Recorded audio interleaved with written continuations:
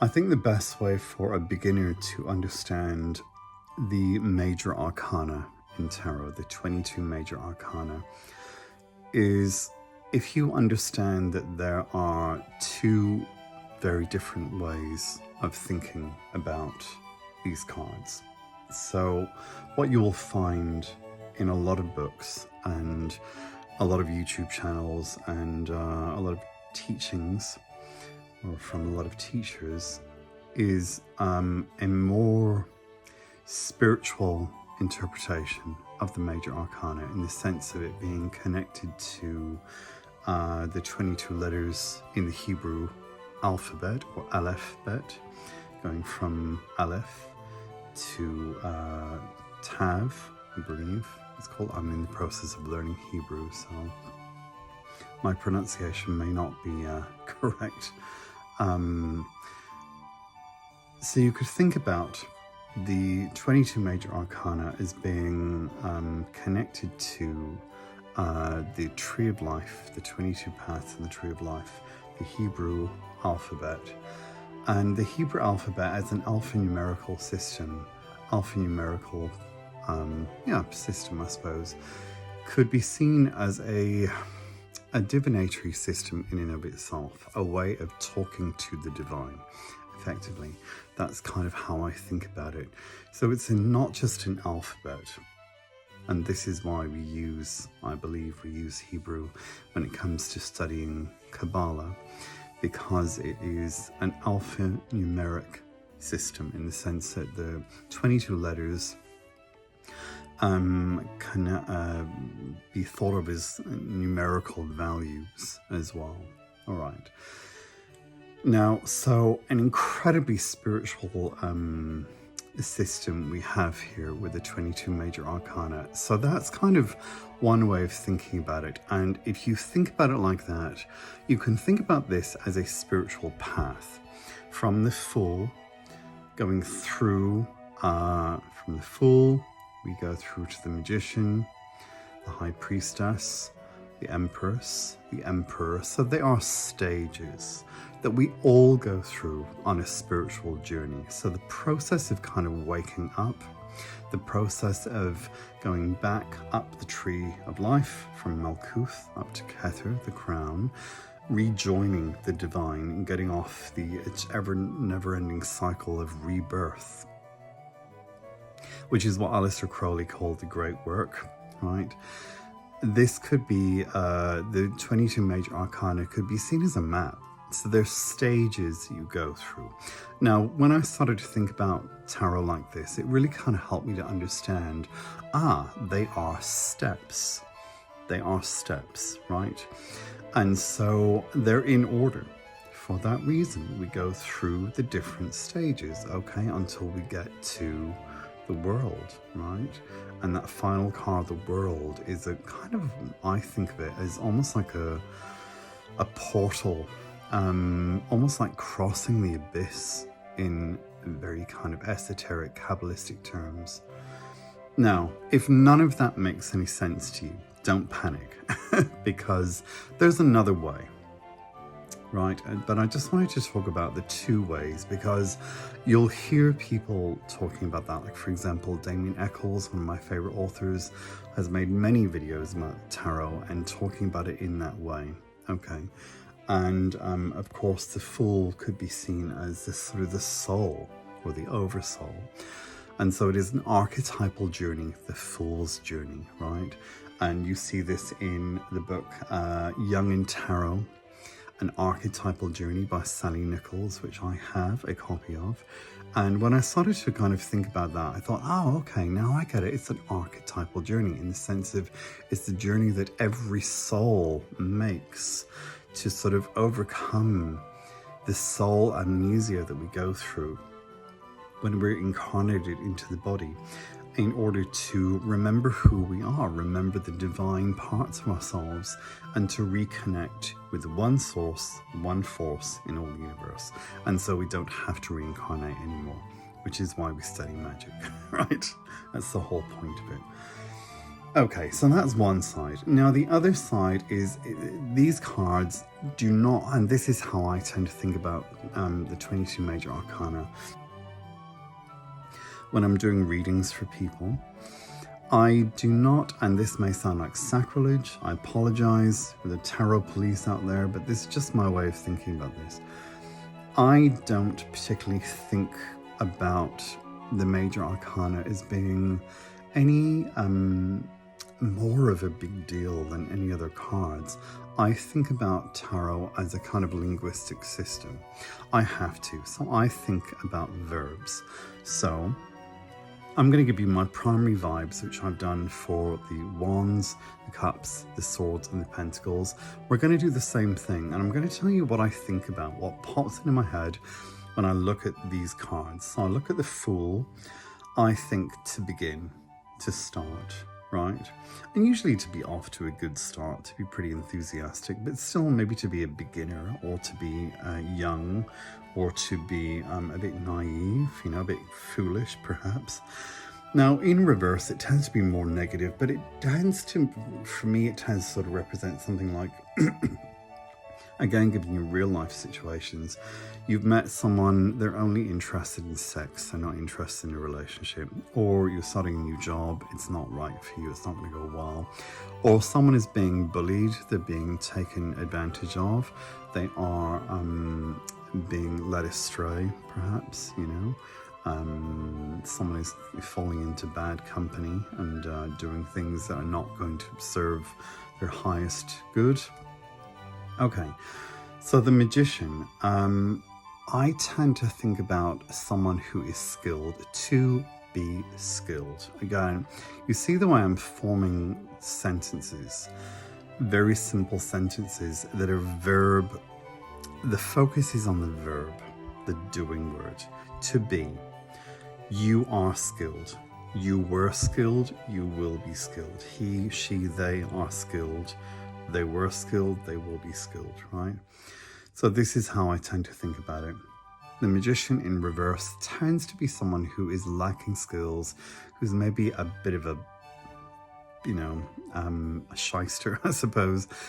Someone who is maybe lying on their CV saying, oh yes, I've got all this experience, and really they don't have. That's one interpretation. Now, of course, as with all tarot cards,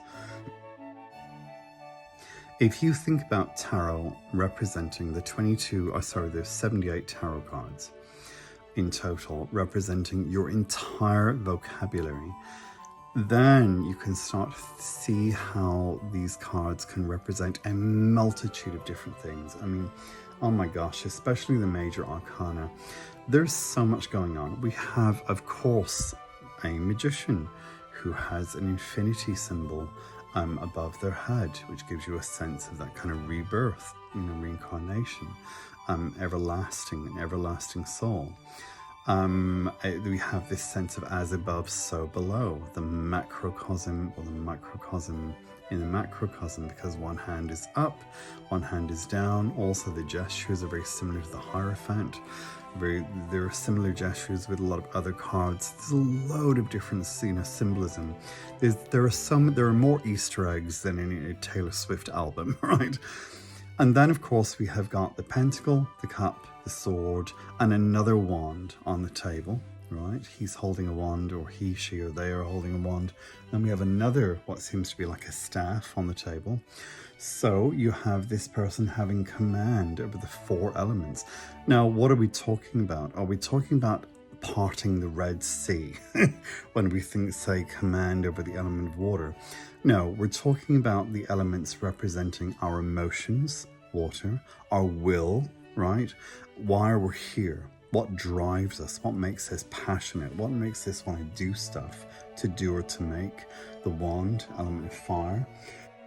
Our thoughts, but also perhaps having control over our responses to other people, because we're not necessarily lifting a sword and stabbing them, you know, to the sword, but normally our communicative skills, and our intelligence, our intellect. So this person has command over their intellect, and then command over their physical selves, in the sense of they're not overeating, they are looking after themselves, they're going to the gym, they are not smoking, they're, you know, they're healthy. So yeah, you could see that. But then we have flowers around, this feeling of creativity. This person could be a gardener, they could be an entertainer. There could be a male or masculine person in the current's life, a brother, a cousin, a friend, right? Yeah. Any kind of influential, charismatic person coming into their life.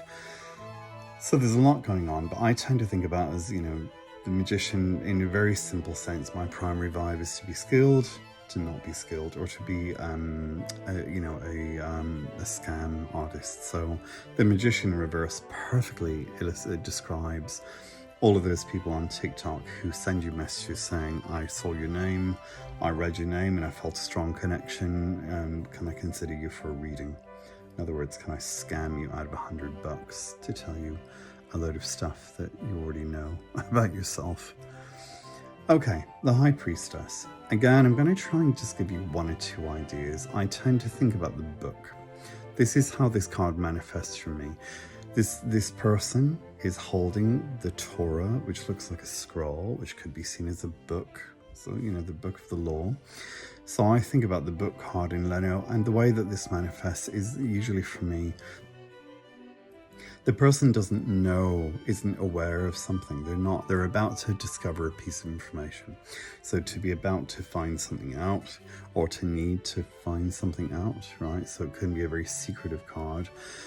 A lot of times the High Priestess is just a female in the person's life, and so the in reverse would be a fairly negative female influence. But she could, of course, or they could, of course, be an advisor, a teacher, it could be a financial advisor, anything like that. Someone teaching, someone who is giving professional advice. So it could be an educational card. But a lot of times it's either a female or it's something you don't know. Okay, the Empress. Usually for me, to be pregnant, to be mum, to be a mother. So this is representing mum in the same way that the Emperor is representing dad. It could be a boss as well, but a lot of times this is mum and dad. Now, again, this is something that, you know, and this is why I'm making these rather long videos. I know I'm trying to really talk my way through this, and hopefully this will help you. I've heard so few people say this when they talk about the Empress and the Emperor, especially on YouTube. Not that I'm saying there's any wrong way, you know, of talking about tarot, but I've just heard so few people kind of talking about real life situations in the sense of these people are just relatives, you know. Instead, what tends to happen is the person will focus on the Empress representing the planet Venus, representing Mother Nature. It could be representing home, you know, to be comfortable in one's environment. But usually it's a kind of the Empress and the Emperor are given, like the Emperor is thought of as a builder. They're given very lofty interpretations, these very heavy esoteric interpretations. Of course, we have like a ton of astrological symbolism with the Aries, the Ram, you know, but I tend to think of the Empress as being mum, the Emperor as being dad, something about mum or dad. Okay, the Hierophant, again, another deeply multi-layered card. There's so much going on. There seems to be these crossed keys, which I've heard them described as the keys of heaven and hell, you know. There are these two dudes with these kind of shaved heads. They look a bit like monks, listening to this person. There's a load of different kind of symbolism with the columns, kind of mimicking the High Priestess. I tend to think about the Hierophant as a teacher, to teach or to educate, or they're a boss or they're a doctor. You know, in a lot of cases, they're either a professional body. The Hierophant tends to be, for me, tends to manifest. You know, I hope you see what I'm doing here. I'm telling you how. When I've done readings for people, this is what it has meant. This is how it has manifested in order for me to understand what's going on in the person's life. If I got the Hierophant, they're about to see a doctor, there's something about their employer, there's something about a landlord, there's something about a professional body or government or something. So they've got their tax return, there's something happening with a council, there's something happening with a landlord, there's something happening with the boss. You know, the Hierophant represents a body of people as opposed to an individual person. And it kind of makes sense because in terms of the spiritual path, the Hierophant is when the Fool is educated in the sort of, like for example, if someone was to be educated in the Golden Dawn system of magic, there would be a Hierophant, there would be an actual Hierophant, a person teaching the person. So, but do you see what I mean? It's that kind of where you go from being an individual with mum and dad, empress, emperor, to actually being part of society and understanding how the rules of society works, what is expected of you. And so in a lot of cases, the Hierophant, to describe a person in reverse, would be a kind of rebel, bit of a rebel, someone who does their own thing, someone who wants to be their own spiritual teacher as opposed to kind of going to a church or going to a guru or something like that, you know. Okay, the Lovers. So this is an interesting one. A lot of time it does represent relationships, love, a couple. So in reverse would usually be a fairly negative relationship, quite abusive. You can have domestic violence, anything like that. One person is very domineering or controlling over another person. However, the Two of Cups is a better card to describe relationships, because you want to, if you decide the Two of Cups is your relationship card, you can use the other cups to work out what's happening in the relationship, what has happened, what is happening, and what will happen in the future, right? Always go wands to wands, cups to cups, swords to swords, pentacles to pentacles. I'm going to show you examples of these with readings and how we can link and connect suits as well as cards. It's something I don't hear anyone talking about on YouTube. I've found very, very few videos where tarot teachers talk about this, and it's really important. The sooner you understand the function of the suits, the sooner you'll be able to link and connect cards together and tell a really interesting tarot story as opposed to just the generic, ubiquitous sort of, regurgitating meanings of cards, individual cards, which doesn't really do very much. It's just not very interesting, I find. So Two of Cups is better for relationship cards. So what is the Lovers about? It usually represents choices, a choice between A or B. Now it can, in a very esoteric sense, represent the conscious mind, the dude, looking at the subconscious mind, what looks like a female, looking up at the superconscious mind, the, I was going to say the alien for a minute. Sorry, the angel. The angel, it could be an alien. I totally believe in Anunnaki and everything else. I don't think it's quite as negative as people make out. But anyway, yes, I'm very much a believer. And how could you not be these days? Oh my gosh, with all the, evidence that's coming out. Anyway, so conscious mind, look at the way the masculine figure is looking at the female figure, and she is not looking at him, she's looking upwards. So the conscious mind's route to get to the superconscious, what I would call the deep mind, is through the subconscious, and that's how we divine information. So it's a very esoteric, very alchemical card, I suppose, as well. There's a lot of significant, a lot of what was I going to say? Easter eggs, I suppose you could think of them. The snake, there's what looks like a kind of a Garden of Eden type thing. Then we have the flaming, almost like yods that kind of mimic the Tower card as well. The red-winged, I was going to say alien. I say alien because of the kind of the head dress type thing. It looks interesting, or what looks like hair, but almost like leaves. But I think about the red lion as well, eating the sun, that very alchemical symbol. Anyway, I tend to think about the Lovers card as representing a choice, a major decision that's going to change your life. and send you in a very different direction. And so this kind of, it's going to open up a new chapter. So it's a choice, usually. All right. The Lovers in reverse says a choice could represent someone making a not so great choice. They need to really be careful, or they're stuck. They need to do something before they're able to move on to the next chapter of their life. Any cards in reverse for me tend to represent blocked energy. Something's not right. Okay, the Chariot. As an everyday thing, it's a car or a journey or a plane or a train, something like that, a bus. A lot of times it's to be on the road, to be traveling from A to B. A lot of times the Chariot in reverse is problems, like a flight's cancelled, there's a problem with the car, there's a problem with the trip, something's happening. Okay, the Strength card. Again, I'm just giving you some primary vibes, some very, very kind of non-spiritual, non-esoteric ideas that I hope will help you if you're a beginner and you're overwhelmed with tons of kind of very heavy concepts. This will hopefully help. Okay, the Strength card, usually for me, it is about health and vitality. So either the person is healthy to be healthy, or they're unhealthy to not be healthy. So they could be unhealthy or recovering from something.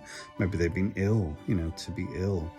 A lot of times it has to do with booze or drugs. So either the person has control over their addiction, or they need to get control over it, and this is what I mean.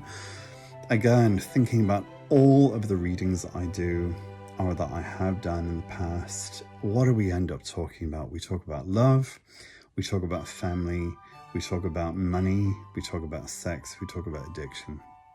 It's like the Jerry Springer show, it's like almost every episode is, well, I love them and they don't love me back, or I love them but they're drunk all the time, or they're overspending, or people have very everyday problems, and the same issues come up again and again, and that's how you learn the meanings, in inverted commas. I'm doing kind of air quotes if you could see me now. The meanings of tarot cards. Well, how? Because you talk to loads and loads and loads and loads of people, and you end up having the same conversations over and over again, because people go through the same stuff. That's why it's the archetypal journey from birth to death, because we all go through this stuff.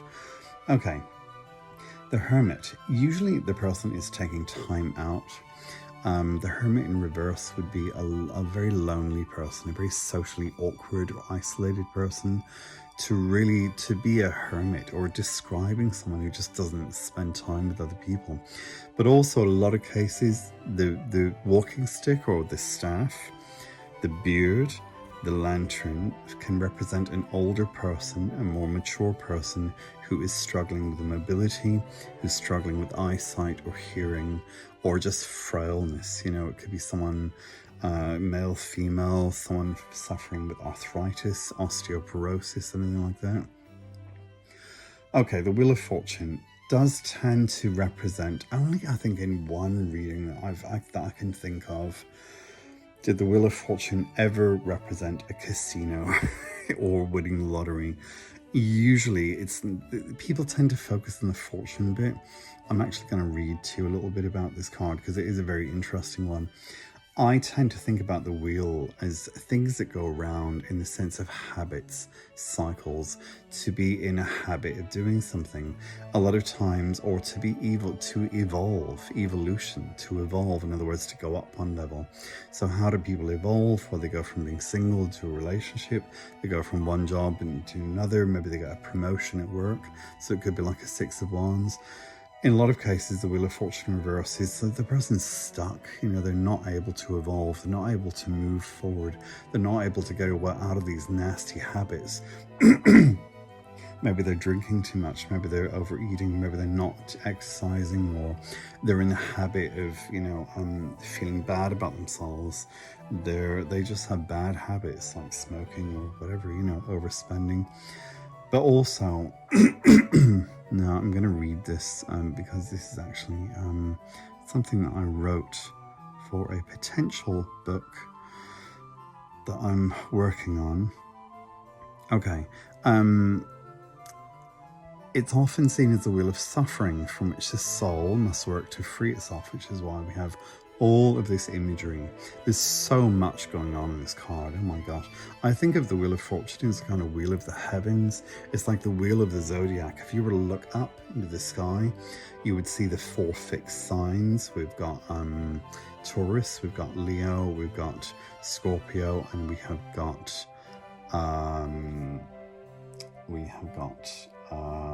Aquarius, do we, or Libra?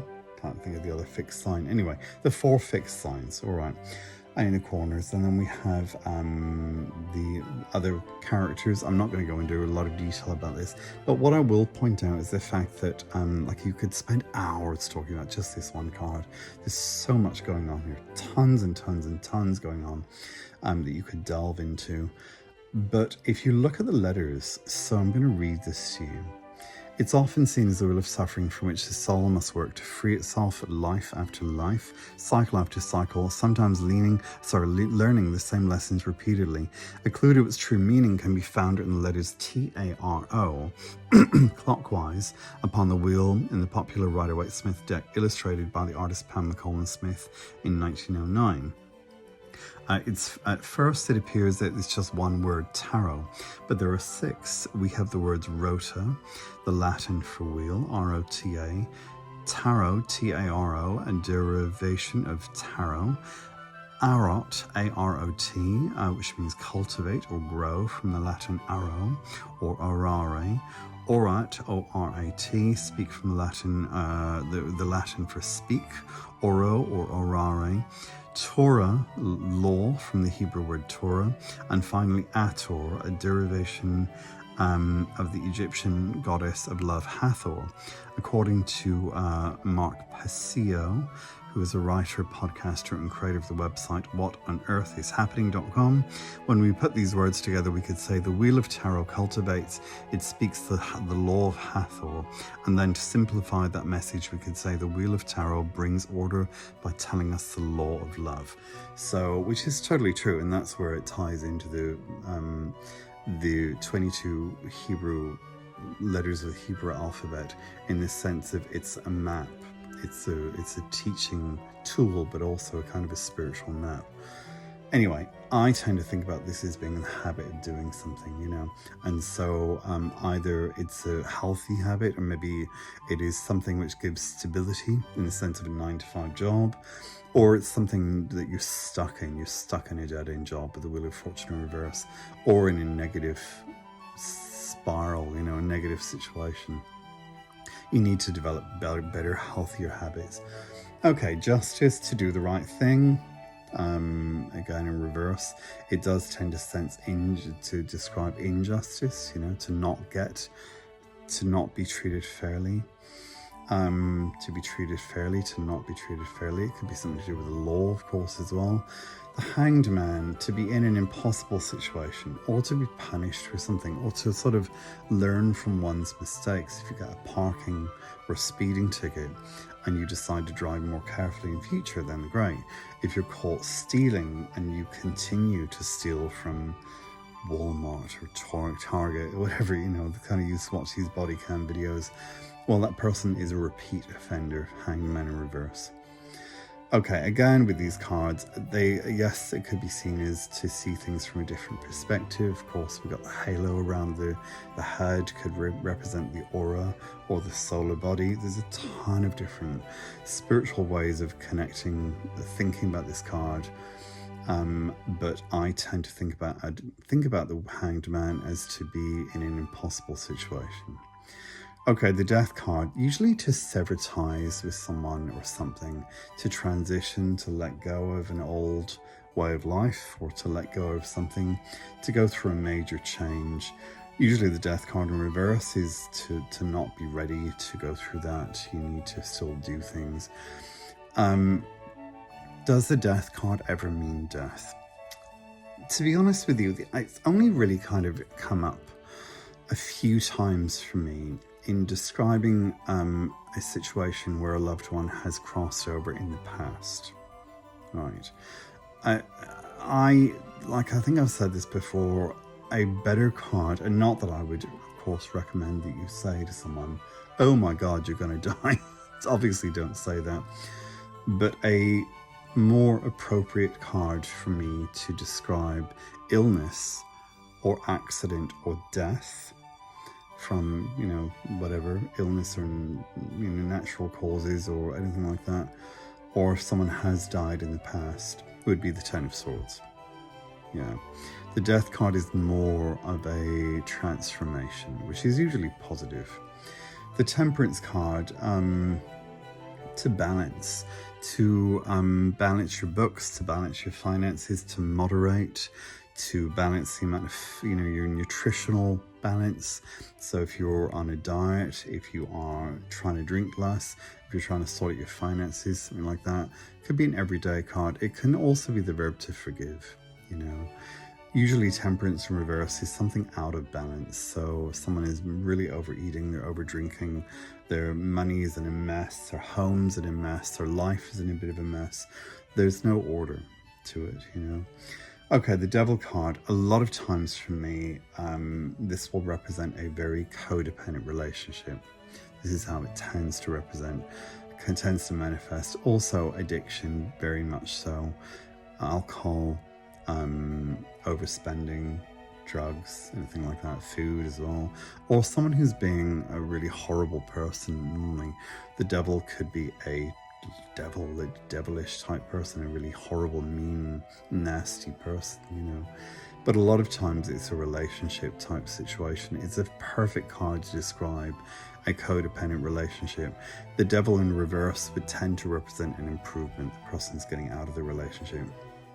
Okay, the Tower is one of these cards that everyone's really scared of, and it can be quite a challenging card, you know, there's no doubt about it. If there's going to be a major disruption in your life, the Tower is the perfect card to describe it.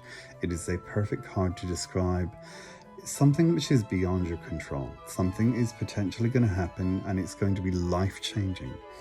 But now that can be a really good thing, because you could be letting go of old ideas, letting go of old restricting concepts, you know, or belief systems. It can be a revelation, a real aha moment, you know, a wake-up call. But a lot of times it is something which is a disruption, you know. I tend to think of the Tower as upright. It's oh shit, and in reverse it's oh shit, it's getting better. All right. The reverse Tower is it's still bad, but normally you're picking up the pieces after whatever has happened. And you know, that disruption could be anything from you have the power goes out for an hour, or the water gets switched off because maybe the water company is working on the pipes, to your house burns down, where you have an accident, or there's a natural disaster or something. Okay. The Star, to heal, but also to be heading in the right direction. A lot of times this is how I think about it. If you think about navigating by starlight, now this can be about revealing oneself to show your true colors, but also to feel vulnerable. So a lot of cases, if you have got a situation where a person has experienced abuse in a relationship, SA as they call it. I hate doing this. I do not like kind of abbreviating things just because of community guidelines, but still, I'm sure you can work out what I'm talking about. So if someone is in an abusive relationship, the Star in reverse a lot of times. Okay, the Moon. Usually for me, my primary vibe is to lie. Someone's lying, and so the Moon in reverse to discover the truth. Again, there are loads of other ways of thinking about this. It can be the subconscious mind, to dream. It's a very spiritual card, very psychic card. There are the two towers. There's the dog and the wolf representing the two sides of our character. Our kind of the dog is a more domesticated animal. The wolf, or it kind of looks a bit like a fox in a way. A big fox, a small wolf, could be our wild side, our real animal instincts. And then we have the crayfish coming out of the water. You know, there's a ton going on with this card. Again, you could talk for hours and hours and hours about all of the different esoteric layers. I think of this as representing the sun and the moon. It looks like a sun and a moon at the same time. And then we have these, what look like yods, the Hebrew yod. Again, the fire, you know. So there's a lot, and there's a pathway going through the two towers. So, but I tend to think about it as the verb to lie. Why is that? Because there's always a dark side to the moon. The moon is, a lot of people think that it is a kind of like a spaceship or a satellite or something, because of the proximity from the Earth. And the fact that it's very unusual in the sense that there's always a dark side, the way that it orbits the Earth. So there's always something in the shadows, something hidden. It's a bit like the High Priestess card. A lot of times the moon in reverse is something coming to light, so a secret's coming out. You're going to discover that someone is lying to you. Okay, the sun. A lot of times, for me, the sun is to illuminate, to shine a light on something. It can be, you know, representing healing, childhood, because there's a child, could be an absent parent. The sun, the image of the sun, could be a father who is absent from his children, right? So dad's not in the picture. Maybe he's paying child support. Anything to do with children, like the Six of Cups as well. But a lot of times the sun illuminates. It shines a light on something. It clarifies something. It can be a sunny destination. You're going on holiday. Someone is from a sunny place. They're from a foreign country. The sun in reverse is an interesting one. A lot of times how this manifests from me is someone putting on a brave face, but they're kind of putting on a mask. They're pretending that they like someone, but they don't. They're pretending to be okay, but they're not. They're masking ADHD or autism, for example, which is what I've done for many, many years, you know. Okay, the Judgment is a Taylor Swift concert, obviously. There's a person playing an instrument and there are people with their hands up in the air, so it could be a group of people. This is one of these cards, again, that, you know, it can be just a descriptive card. The main way that I would interpret this, or the way that it tends to manifest, thus giving me a primary vibe, would be to be judged, or to use good judgment. A lot of times judgment in reverse is negative judgment, in other words, prejudice, you know. It can also represent a level up, so you're going up one level. It's not so much a promotion, more a person is going through university and they're getting their qualification, they're getting the degree, or they're going through training at work. So they go through a training scheme where they're going to become qualified. They're going up one level, which is why these people are rising up out of their coffins. So it's a very kind of everyday career type card. But a lot of times it can just be a group of people, and there does tend to be an alarm, a phone call, a wake-up call, the trumpet blowing something, you know. You could think about a concert, any kind of show, anything like that. And finally, the world. Okay, I tend to think about this as putting up healthy boundaries, or needing to lower your guard, I suppose, or, you know, letting your guard down, dropping the boundaries in reverse. A lot of times it describes an alarm system, you know, an alarm system in the home. This is what the wreath tends to represent. It could represent someone who is an entertainer, a singer, a performer, someone in the spotlight, a social media influencer. God, I hate that term so much. The way that I would describe a social media influencer is more of a salesperson. They're more of a product seller. I was going to say something else beginning with P there. Product something. Anyway, someone who's selling something online, you know. But again, there's a ton of stuff going on here. We have the bull, the lion, the eagle, and the person up on the top, what looks like an angel. So again, representing the 4 fixed signs. And then of course, you know, is a spiritual card. It could be thought of as the last stage in one's spiritual journey. So there's a ton of different ways of thinking about this, but I tend to think about this as putting up boundaries, or going on a trip, or being successful at completing a fairly major job. You know, it's usually the completion of something. It's fairly major success. If someone wants to know how their business is going to go, this is, wow, huge success, real major success. They're doing very, very well. They're really getting notoriety. They're really, it's like the 6 of Wands on steroids, basically. The Emperor, the 6 of Wands, the world, but also just could be a travel card to go traveling, to travel the world, to travel from one country to another, one continent to another. So it's a transatlantic flight, you know.